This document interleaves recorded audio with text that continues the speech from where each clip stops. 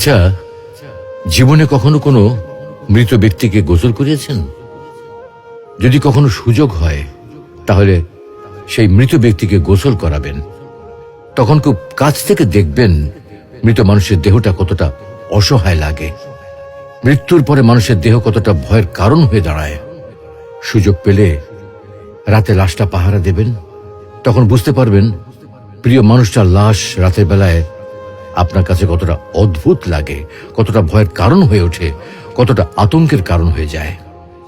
সুযোগ পেলে মৃত ব্যক্তির শরীরে একটু হাত লাগিয়ে কিছুক্ষণ তার স্পর্শ নেবেন। আপনি তখন উপলব্ধির সুযোগ পাবেন এই পৃথিবীতে বিশাল প্রভাব প্রতিপত্তি মৃত্যুর পরে কতটা নির্যাতনের রূপ নেয়। সুযোগ পেলে আপনজনদের লাশ কবরে নামাবেন খুব আগ্রহ নিয়ে। শেষবারের মতো মৃতদেহের মুখটি একবার দেখার চেষ্টা করবেন এবং বারবার উপলব্ধি করার চেষ্টা করবেন এই মৃতদের সাথে অনন্তকালের যাত্রার পথে এটাই আপনার জীবনের শেষ দেখা। সুযোগ পেলে মাঝে মধ্যে কবরস্থানে গিয়ে নীরবে কিছুক্ষণ দাঁড়াবেন। এরপর মনে মনে চিন্তা করবেন জীবনের লাভ ক্ষতির হিসাব। এই মৃত মানুষগুলো এই পৃথিবীতে কি করে গেছেন, কাদের রেখে গেছেন। যাদের রেখে গেছেন তারা কি কখনো এই মৃত মানুষগুলোকে স্মরণ করার জন্য কবরস্থানের আশেপাশে একটি বারের জনকে দেখতে আসে?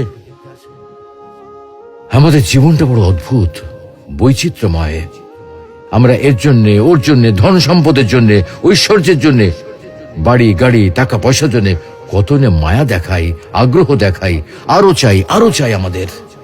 অথচ এই জীবনে আমরা মৃত্যুর কথা না ভেবে, পরকালের জবাবদিহির কথা না ভেবে কিভাবে আরো সম্পদ অর্জন করতে পারি সেই চিন্তায় বিভোর থাকি। হায় রে জীবন, এখনো সময় আছে, ফিরে আসুন মহান রবের দিকে।